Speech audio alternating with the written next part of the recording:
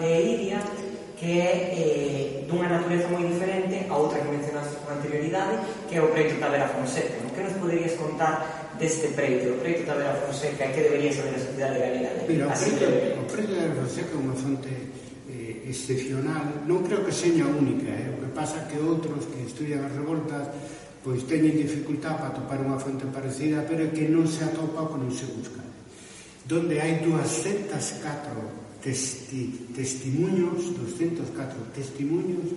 60 anos despois, e a maioría deses testimuños eu fixe unha análise desto na miña tese de doutoramento. A maioría son directos, o sea, é xente que ou ben participou ou ben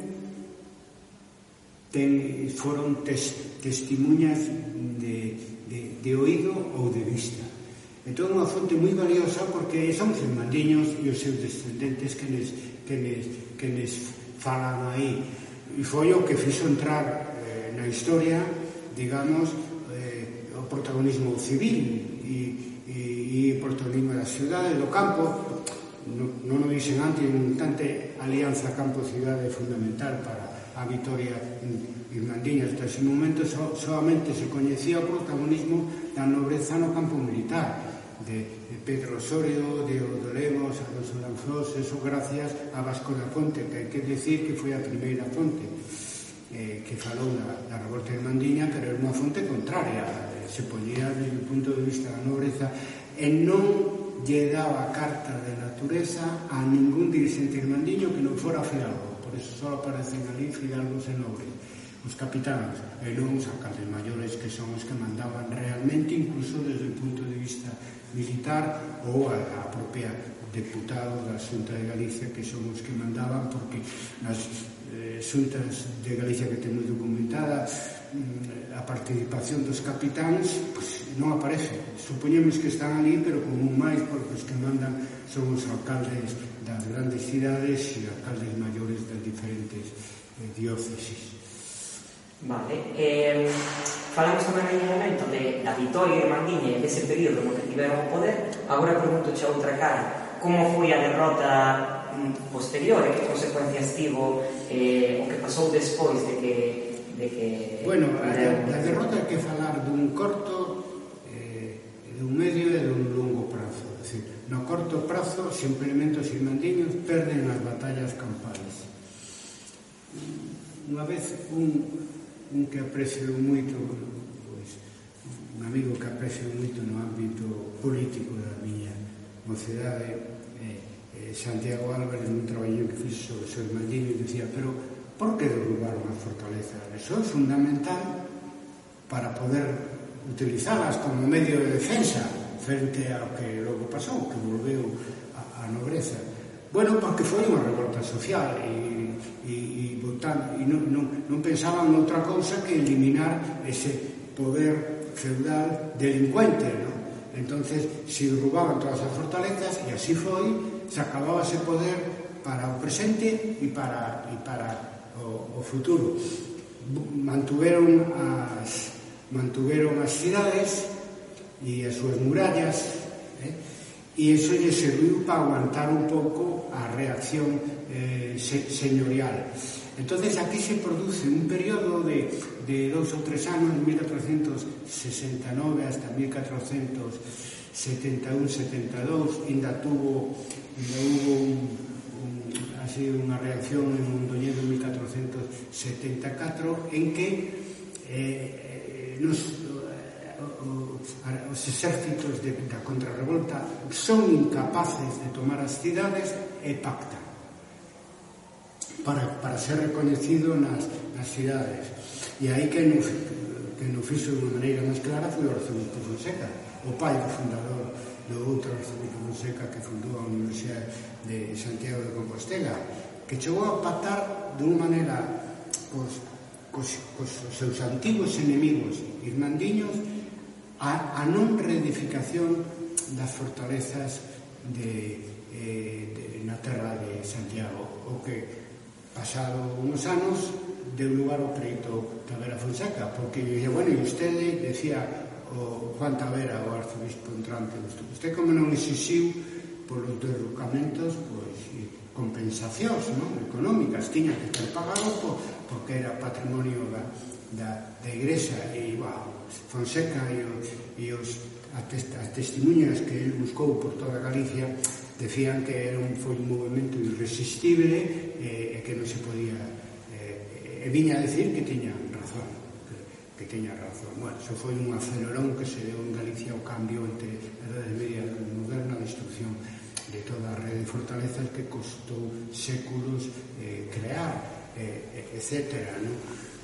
Polo tanto, bueno, a nobreza, unha vez que gaña a batalla de Balmaside, ainda non sabe o seu sitio, nos arredores de Santiago, se dispersan cada unha as súas jurisdiccións, se axudan entre sí e tamén empezan a pelesar de novo entre sí. Inmediatamente se reanuda a guerra feudal, e no caso de Santiago, que ten moita importancia porque o arciprestado de Santiago era o señorío feudal maior de Galicia, pois Alonso de Lanzós e o que fora parte do exército irmandiños apoiaron a Fonseca contra os señores que serían de Altamira, etc. Entón se produzo aí. Hubo dezanas que seguiron a revolta irmandiña de reacción señorial, digamos, quitando o arzobispado de Santiago. Os señores laicos como o conde de Lemos e outros trataron de, pola forza e pola presión, de reconstruir as fortalezas, e pasada esa década dos anos 70 do século XV, en 1480 ven Acuña e Chinchilla aquí, sin tropas, e simplemente crearon unha nova irmandade a partir de 1476 co Reis Católicos, que foi utilizada para crear unidades militares que derrubaron máis de 40 fortalezas que foran reedificadas polos señores laicos nos anos 70, nos 10 anos que siguen a revolta irmandiña.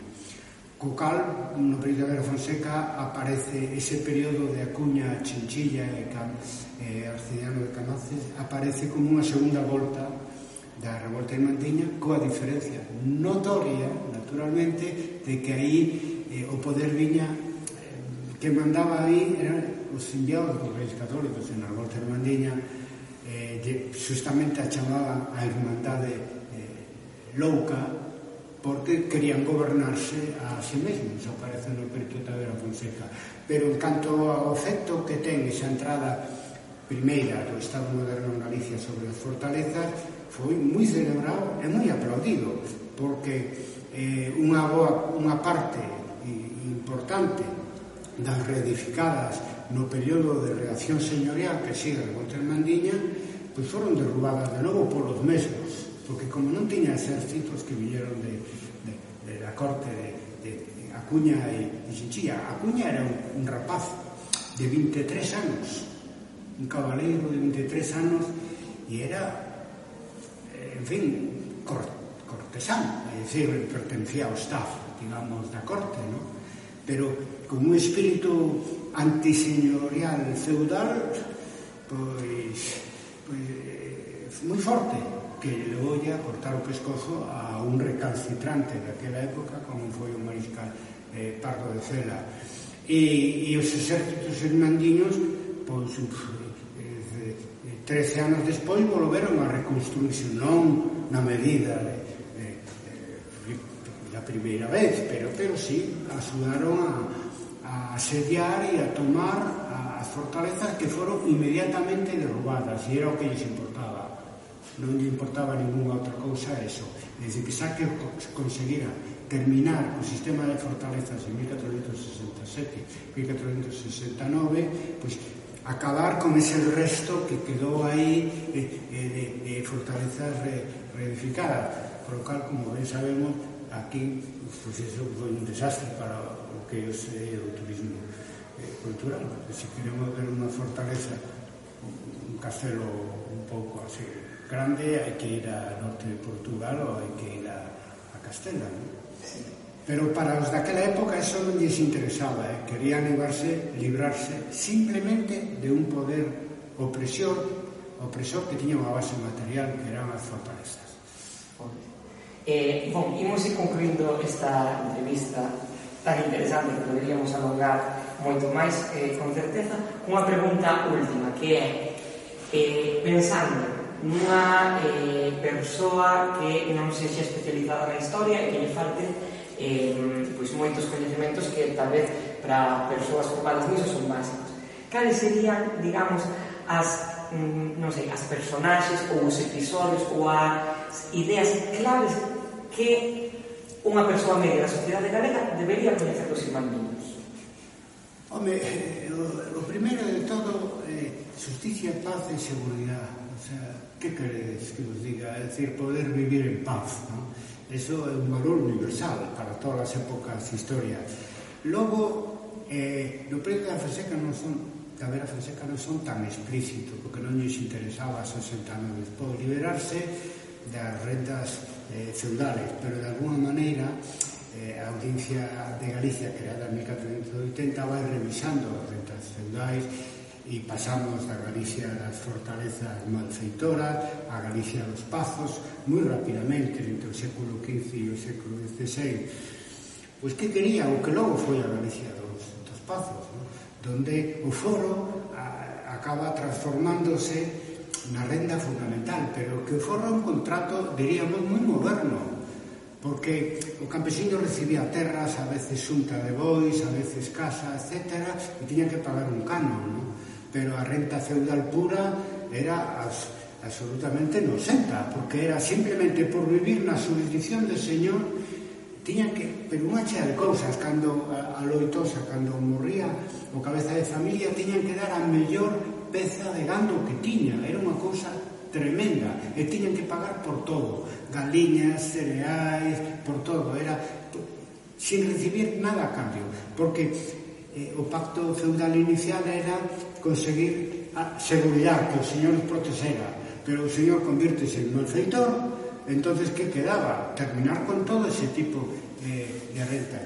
Por lo tanto, foi unha revolta, en fin, que ten elementos comuns coas revoltas que ten habido neste mundo na historia da humanidade, desde Espartacos hasta os indignados, ¿no?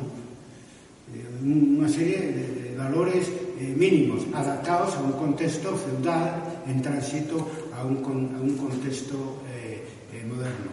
Logo, en canto aos líderes, porque eso facías unha referencia, xa comentei que a principio solamente se coñecían os líderes militares, non?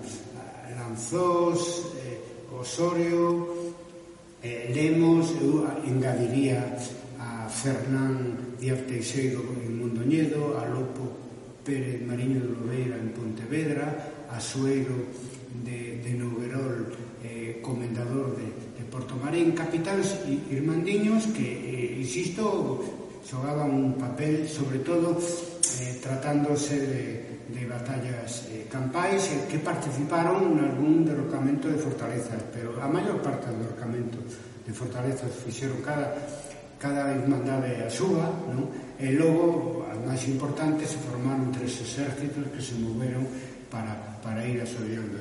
Un deles, o máis importante, no que en ese caso sí participan Alonso de Lanzós e Pedro Osorio, que perseguiu, que se dicía que eran 30.000, que perseguiron ao conde de Lemos ata Ponferrada, tomaron Ponferrada e derrubaron Ponferrada, e polo camiño foron derrubando fortalezas. Están os capitáns, pero o período da Fonseca nos permitiu coñecer os líderes auténticos da revolta, que eran civis.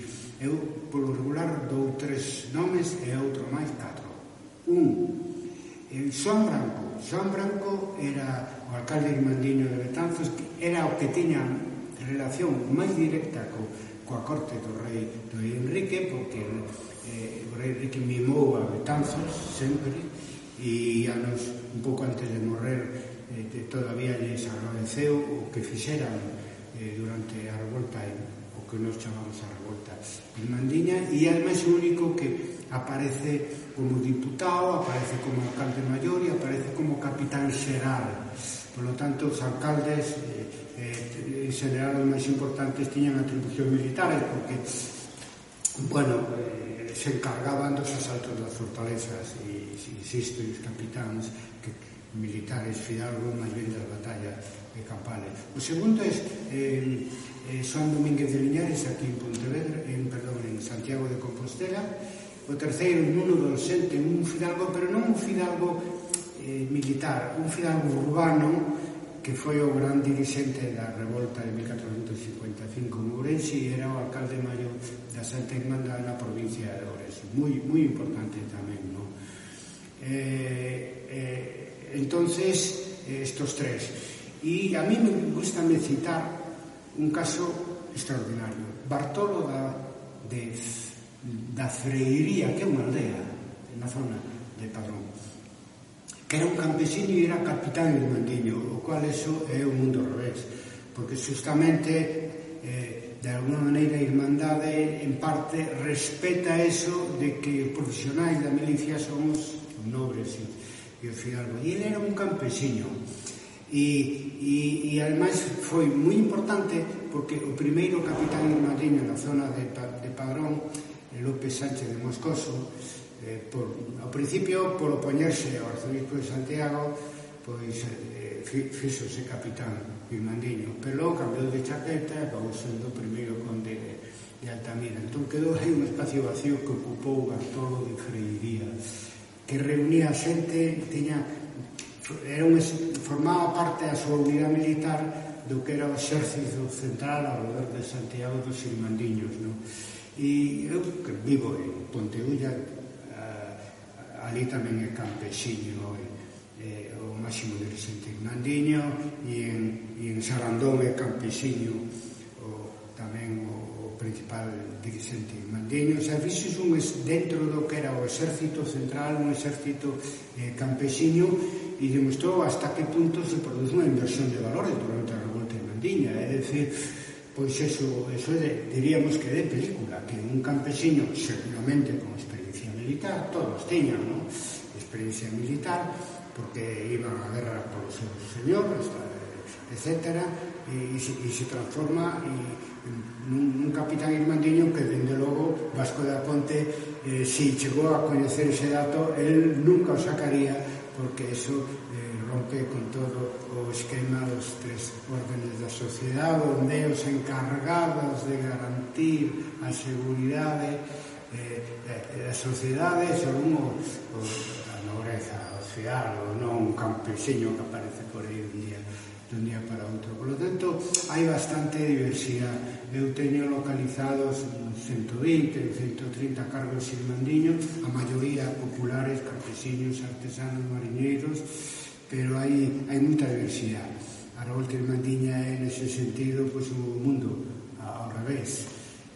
Desde o momento que os vasalos abandonan os seus señores, pois entramos nunha fase histórica absolutamente descoñecida e anticipando en varios séculos o que será as revoltas, as revolucións burguesas. Moi ben, pues, moitísimas grazas. A verdade é que creo que temos información máis que suficiente. Desde logo, para 6 minutos. Caramba, sí.